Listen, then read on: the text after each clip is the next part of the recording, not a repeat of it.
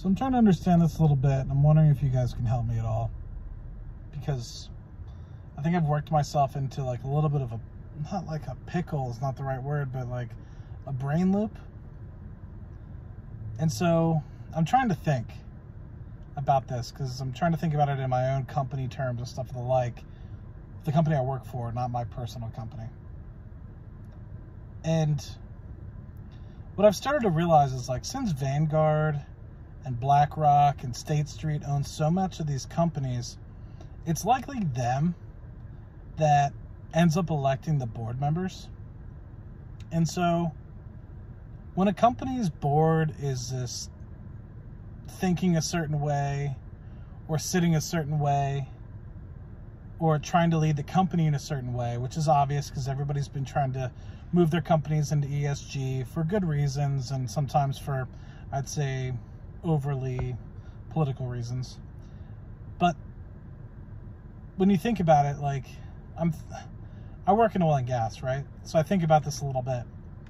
When company boards are literally sitting there saying, okay, we're going to give as much money back to shareholders and we're going to try to do share buybacks as well as try to transition all in one. It's just like if you were a technology company like Microsoft or something of the like, would you really be trying to give back all this money to shareholders in the very early stages of a transition, or would you trying to start something new? And so it gets me to like kind of think, it's like, do the Vanguards and BlackRocks of the world already know what companies they want to be the front runner for specific movements? So like, I don't want to say Tesla, for example, but they obviously didn't want GM to lead the forefront. And so that's why in the early 90s, even though when they had the first EV that was for sale, the EV1, they didn't continue it. They shelved it, whether it was for profitability reasons or what have you. And I think that had a lot to do with the board, which was elected by the BlackRocks, the Vanguards of the world. And so I'm starting to think and like trying to understand, is it's like when you have these companies doing these things, they're all thinking a certain way, it's because the BlackRocks and the Vanguards of the world. I think everyone knows that and understands that. But when it comes to like hierarchy of which companies are going to be the ones that innovate, which companies are the ones that are going to be the ones that truly push things forward, right? Is that also decided by the BlackRocks? Do they wait for companies to try to like innovate things, and then when the Fidelities and the BlackRocks, which I know they come to my company as well, and I've heard of times when they say, oh, we had, you know, the executives from the BlackRock in, you know, discussing with us. So I know they come to the companies and talk to the representatives about what's going on and what they're doing and stuff of the like. So my question is like, do they know what companies they want to lead in a specific sector? Do they know what companies they want to lead into new provinces? Do they know what companies they want to lead into innovative technologies? And when they want to kind of get their dividends back and stuff of the like, they elect board members in to say, you know what? I think it's time we start giving money back to shareholders, right? That's why Google hasn't gone and started giving back shares, or giving back dividends and, you know, all the like. Also because they don't own 51% of the shares. Sergey and Larry Page do. So I think it has a lot to do with these things.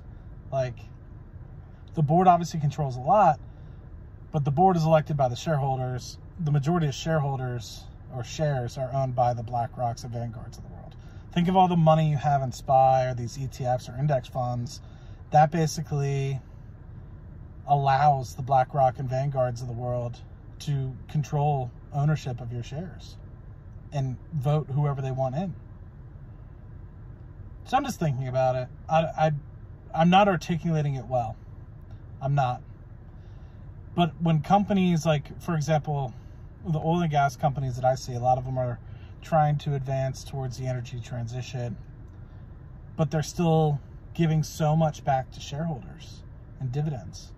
And it's like, I get it But in order to truly move the dial, you can't be sending money out of the company. You have to retain those earnings to invest into the company and truly innovate back into the company and innovate the future technologies and invest in future technologies, invest in renewables. But yet we're giving money back in share buybacks and dividends, and that's because of the board, and the board of which is elected by the shareholders. The shareholders, which the majority of shares are owned by BlackRock, Vanguard, and whatever.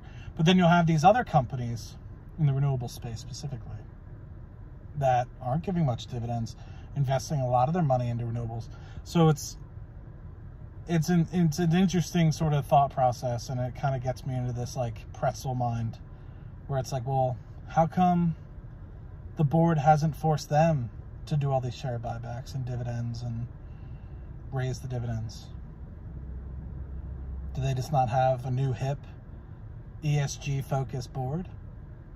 But ESG focused boards are elected by the shareholders, and the shareholders is really BlackRock and Vanguard, right? So you go into this huge circle.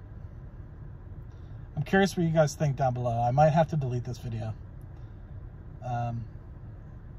Not because like the SEC or the FBI will be after me, but maybe talking too much about my own personal day-to-day business. But anyway, curious what you guys think. Talk to you guys soon. Cheers.